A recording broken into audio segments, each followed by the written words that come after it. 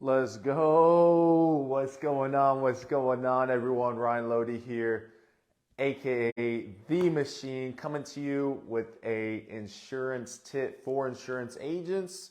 And hey, this could be even applicable for insurance agency owners. Man, it's been a long time. Facebook, YouTube, and Instagram. It's been a long time. I've missed you guys and just felt like showing some love, showing some support, jumping on a quick little live talking about how to handle RDRs as an insurance agent. You know, what are RDRs? Why do clients have these, what we call RDRs? And how do we overcome these RDRs, right? So really diving into each little section here. I'm gonna break it down for you, and hopefully this helps you as an insurance agent or maybe as an insurance agency owner when you're dealing with potential recruits, right? When you're recruiting, when you're trying to hire people, when you're making calls to potential recruits, they're going to have RDRs as well. They're going to have RDRs. They're going to have these things that they say to you that they don't really truly mean. So, hey, before I go any further, if you guys don't know me, I take full responsibility. My name is Ryan Loede, owner of LC Financial Group, where we help everyday Americans and everyday individuals create a multiple six-figure renewal income.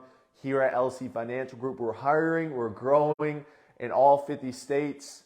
So hey, if you want to learn more about what partnering with us here at LC Financial Group would look like, DM me, comment below, reach out to any of our partners here at LC Financial Group, or hey, send an email to my careers team, careers@teamlcfg.com.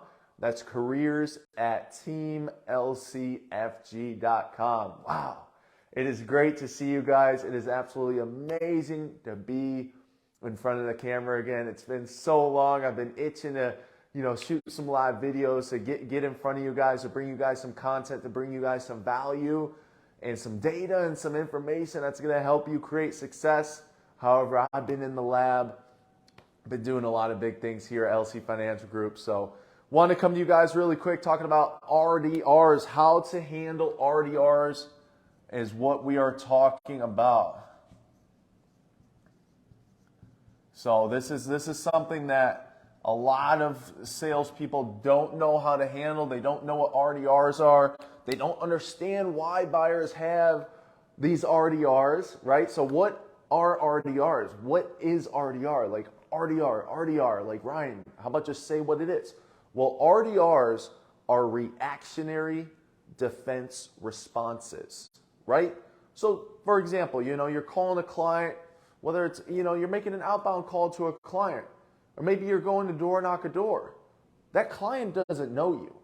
They don't know you. More than likely, they don't know you. They don't trust you. They don't like you.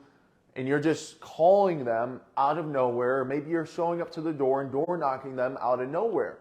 What's going to happen is this client is going to have defensive guards up. They're going to have barriers up, right? It's like, hey, we're walking into a clothing store. We're walking into maybe view some cars. And we even tell salespeople ourselves, us being salespeople, we even tell salespeople this, like, hey, I'm not interested. I'm just coming to look around. I don't have time. Whatever it might be. Like, these are the responses that you're going to hear from clients almost immediately. Like a lot of clients are going to be giving you these responses. Now, should we be thrown off by these responses? Absolutely not. I love when clients give me RDRs. I love when clients give me complaints or, objections, right? Because ultimately, the harder the client is, the more of a quality client that's going to be. The harder they are to get in front of, the harder they are to get on the phone, the harder they are, and the more barriers that they present to you that you have to persist through, the better the client's going to be. I guarantee it. It's a fact, right? How about those clients that give you the information almost immediately? They'll say yes to everything that you're saying. They'll say yes without any objection, without any barrier, without any resistance. What's that client going to do to the next salesperson, to the next maybe agency owner that talks to them? They're just going to immediately fold over. They're going to immediately give everything to that next salesperson or to that next agency owner that offers them the next shiny object, right? So it's a good thing when your clients, or maybe even, hey, if you're an agency owner watching this, when prospective recruits or hires that you're looking to recruit or hire into your organization, it's good when individuals have barriers. It's good when they have resistance. It's good when they bring up complaints or, objections that aren't validated as of yet. It's a good thing, right? So we have to change our mindset and we have to change our viewpoint as RDRs being a good thing. Instead of looking at it as a negative thing, view it in a positive viewpoint. Have a positive viewpoint and have a positive light. So what is RDR? RDR, break this down for you. RDR equals reactionary defense response. Right? Reactionary defense response. That is what an RDR is. RDR, reactionary defense response. A lot of salespeople, and I used to think of it this way, a lot of salespeople think it's like an objection, right?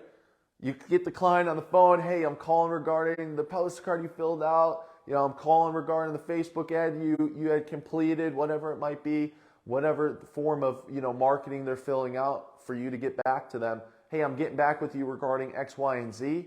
Client says, hey, I'm not interested. A lot of salespeople, they think that's an objection. Whereas no, it's what's called an RDR, reactionary defense response. Their barriers are up, their guard is up, they have resistance. Hey, where do these RDRs stem from, right? We're going to dive into this. Where do these RDRs stem from? Why do clients have RDRs? Why do they have these barriers and the resistance and these guards up? Why do they have the defense mechanisms up, right? And how do we get past the RDRs, right? What is the strategic way in which we will get past RDRs as salespeople and, hey, even as agency owners, right? Because I'm telling you, if you're recruiting, you're building your organization, you're building your agency, these recruits and these potential hires that you're speaking to, they're going to have reactionary defense responses as well. They're going to have barriers. They're going to have their guard up. They're going to have defense mechanisms. They're going to have resistance. So as I said earlier, folks, you want to view this as a good thing, right? You want to view this as a good thing because, hey, the more resistance they have, the more barriers they have, the better. That means, hey, the average salesperson or the average agency owner is not going to be able to move past these barriers or resistance, right?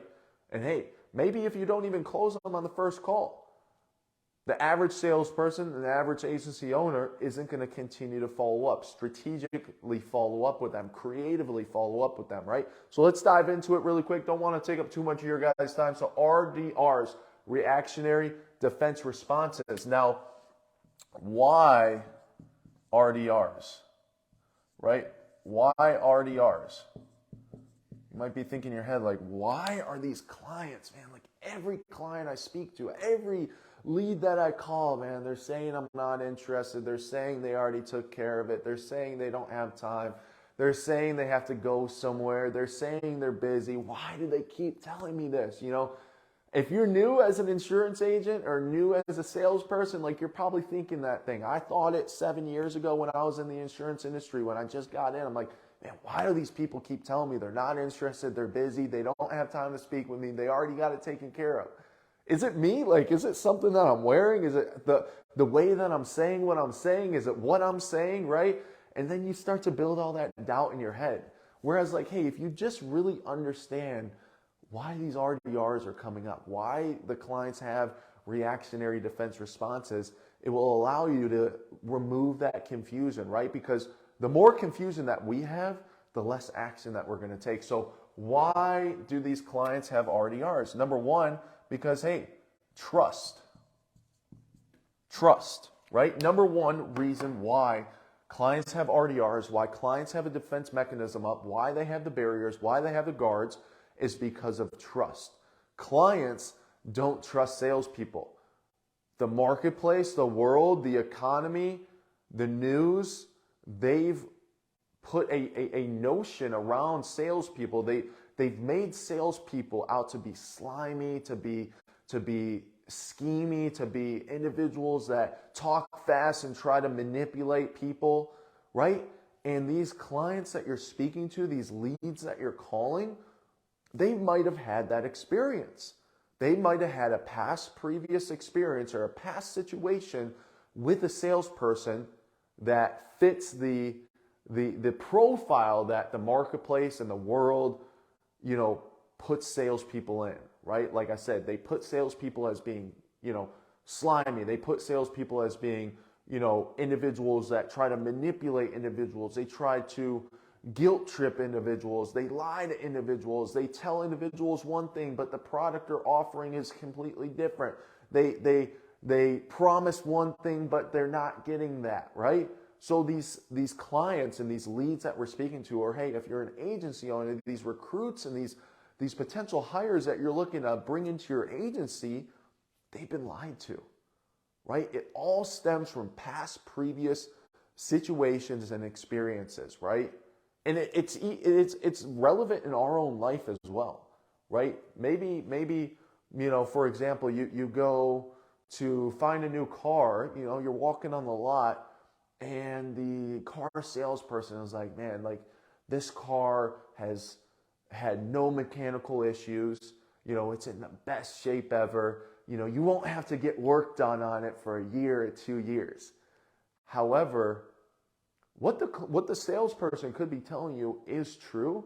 However, you might have had a previous situation or experience where you were told that exact same thing from a previous car salesman. Oh yeah, this car, perfect mechanical situation. No mechanical, updates are going to be needed for the next year or 2 years. The next thing you know, a month later after you have a car, you got to get new brakes, you got to get new tires, you got to get an oil change, right? You got to get the new wipers on the car. So now with the current situation and the present time situation, you're being confronted with, this salesperson is telling me something that a previous salesperson told me, but they lied to me. So now when that salesperson that you're speaking to, when they're saying, oh, there's going to be no mechanical issues, immediately in your head, you're like, oh, you're putting up guards, you're putting up resistance, you're putting up barriers. And then you start to look at the salesperson as not trustworthy. You look at the salesperson as, loss of credibility, right? Because you had that previous situation, right? Our mind is constantly keeping track of all the things that happen in our past, right? So clients do the same thing. Clients have the same type of the track record of this salesperson from a previous situation or a past experience lied to me. They didn't tell me the truth.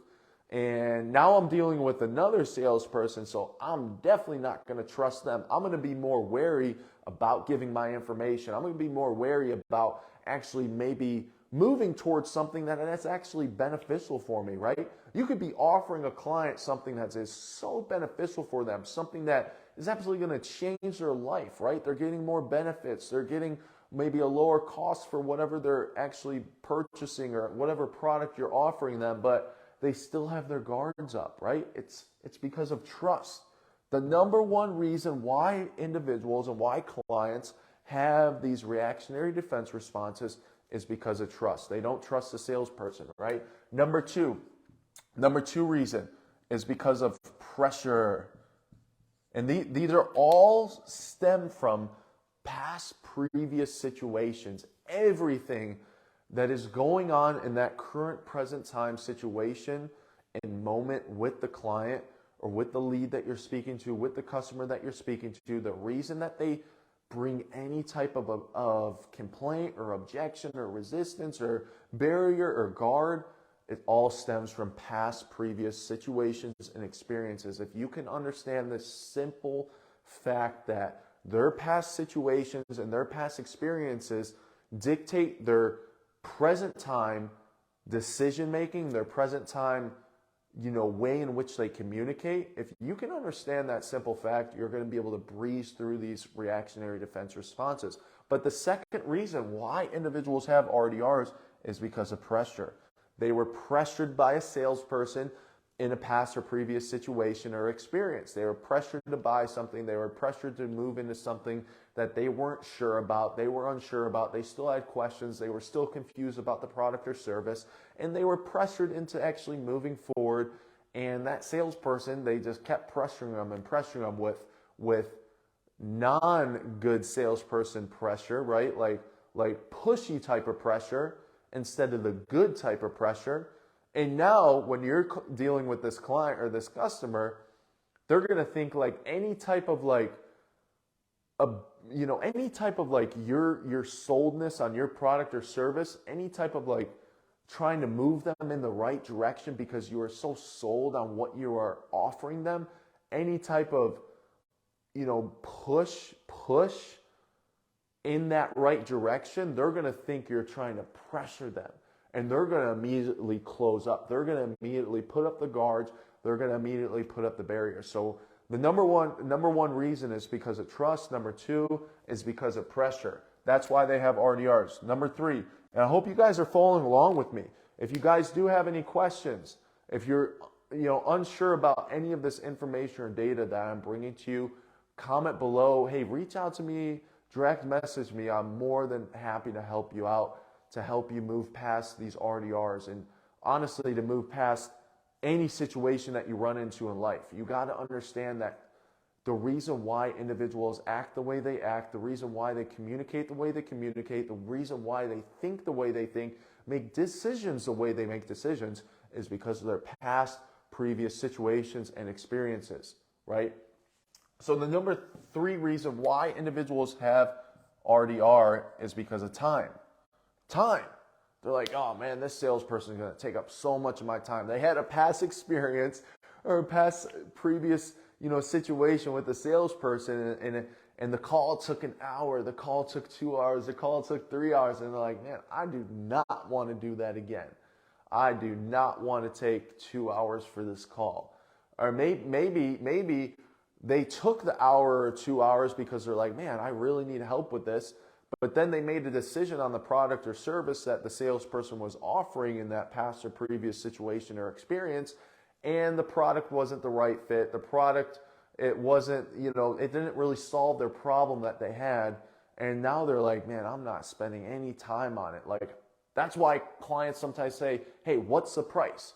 That's why clients sometimes say like, hey, how long is this going to take? That's why clients sometimes say like, hey, like, what are the benefits? Like, give me the data up front, because they had a past previous situation where it took so much time to get the price. It took so much time to get the data or the information or the facts about the product or service that they were looking for in that past previous situation or experience. Now they're totally closed off to actually moving forward, and they're like, man, I just want it right up front, right? So learning how to handle that is absolutely key. So number one, trust. Number two, pressure. Number three, time. And then number four reason why these clients or why these potential recruits that you're speaking to have RDRs, reactionary defense responses, is because of obligation. They feel like they're going to be obligated. If they speak to you, they feel like they're going to be obligated to make a decision, right? They had a past or previous situation where they spoke to a salesperson. The salesperson was pretty dang good.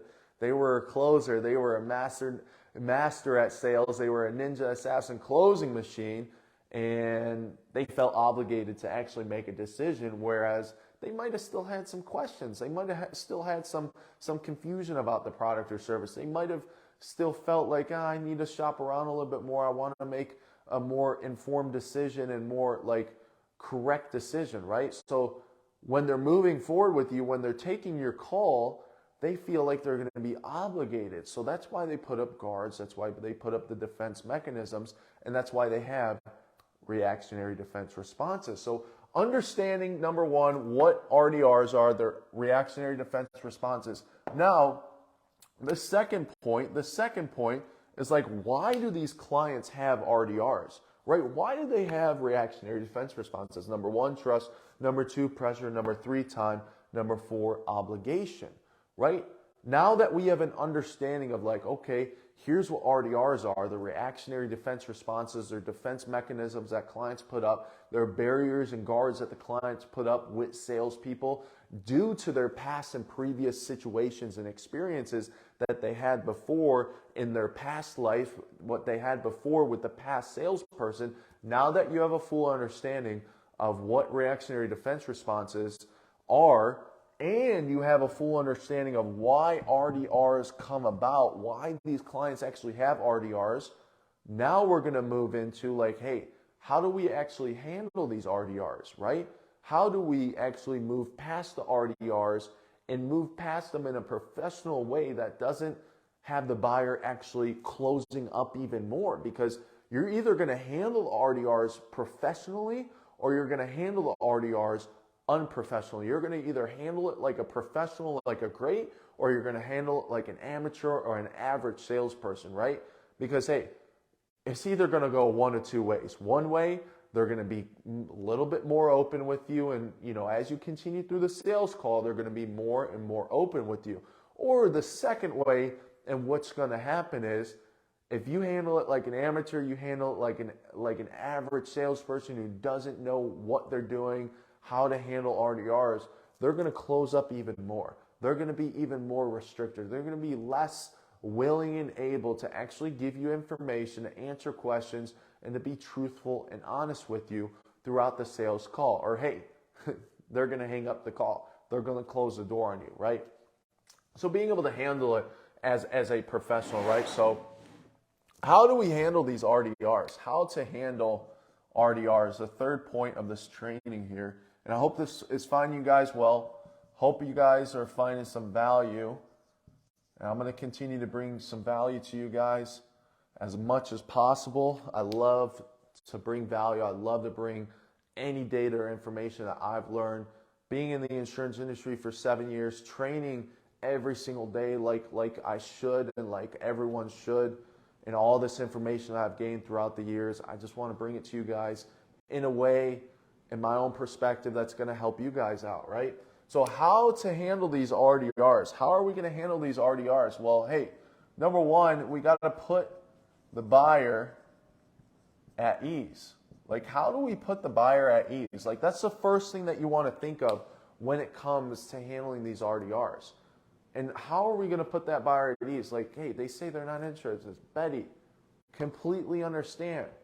I completely understand. I know where you're coming from, and I understand, right? I've duplicated what you just told me, Betty.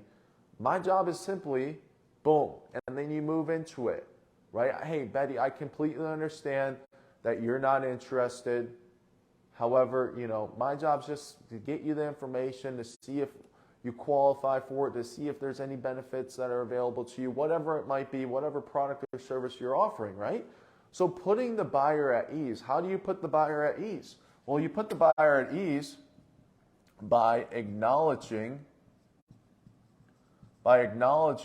and agreeing, right? You're acknowledging with the buyer, like, I hear you, I'm with you, you're right, completely understand. That's totally fine. That's acceptable. I've duplicated what you told me, right? You have to learn how to acknowledge. You have to learn how to agree and acknowledge these clients when they have RDRs so you can put them at ease. They see like, oh, wow, like, whoa, this person agrees with me. Whereas like other salespeople, average salespeople, amateur salespeople, they're going to try to fight the RDR.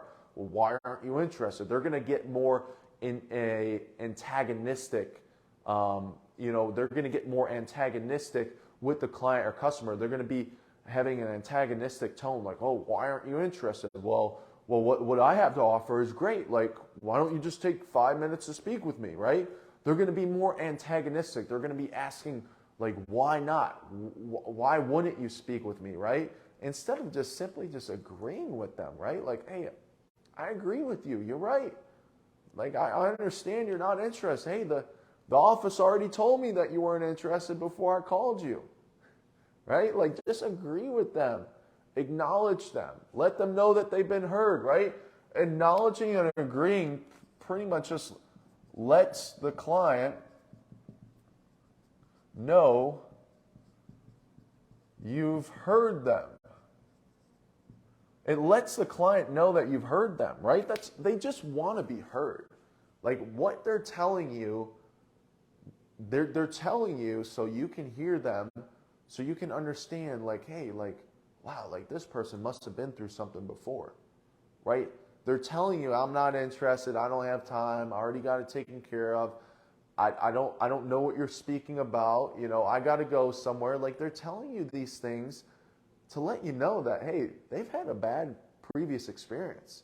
They've had a bad past situation with another salesperson that was an amateur, they were unprofessional, they were unethical, whatever it might be, and they're letting you know that.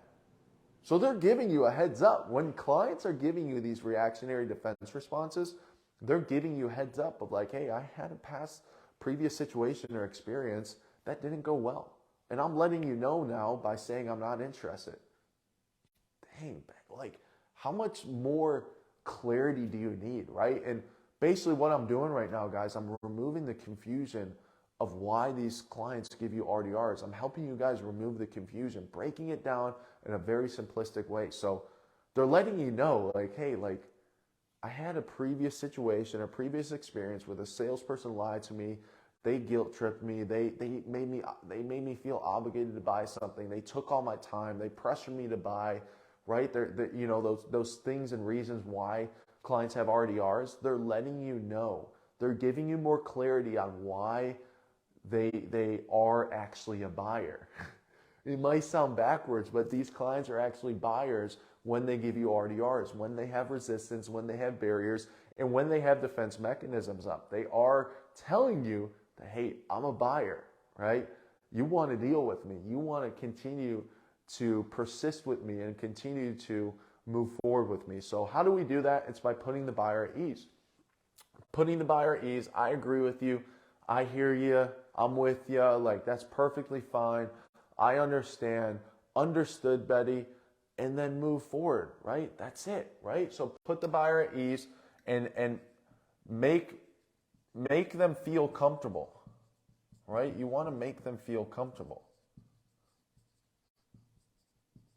right? You want to make them feel comfortable with you, right? By acknowledging them, by agreeing them, it allows the buyer to be more comfortable with you. It allows the buyer to potentially open up a little bit more, to slowly remove the guard, remove the barriers, and remove the defense mechanisms that they have up with you. It's not going to be immediately. It's not going to be immediately. Tell me, trust me. Like, they're not going to immediately just remove the defense mechanisms that they have. Like, slowly and slowly and slowly, as you move through the sales process, they're going to be more and more open because they see that, hey, you're a professional, you're down to earth, you're straightforward, you got a good heart. Your communication is on point. You're building their certainty in you throughout the sales process, right? Like, how do we build the trust? How do we build the certainty? That's what we should be focused on, right? So number 3, how to handle RDRs? It's, well, hey, you need to build the trust and the certainty, right? And it's by like what you say and how you say it, right? Responding to them properly, communicating with them properly is going to allow the buyer, the client, the customer to have more trust in you, to be a little bit more certain with you that, like, man, like, you're actually a good person. You're not like the other ones that I spoke to before that I had a bad past experience or situation with, right? So just acknowledging them, right? It's like the simplest thing is just acknowledging them and agreeing with them, making them feel at ease, making the customer feel comfortable, and allowing them to build trust and certainty with you, right? Allowing them to increase their confidence with you, increase their trust and their certainty with you. So, guys, I hope this found you well. Talking about RDRs, how to handle RDRs, what are reactionary defense responses, why do clients have reactionary defense responses, and also, how do we handle the reactionary defense responses? Guys, if this found you well, give me a thumbs up, give me a like, share this with other insurance agents.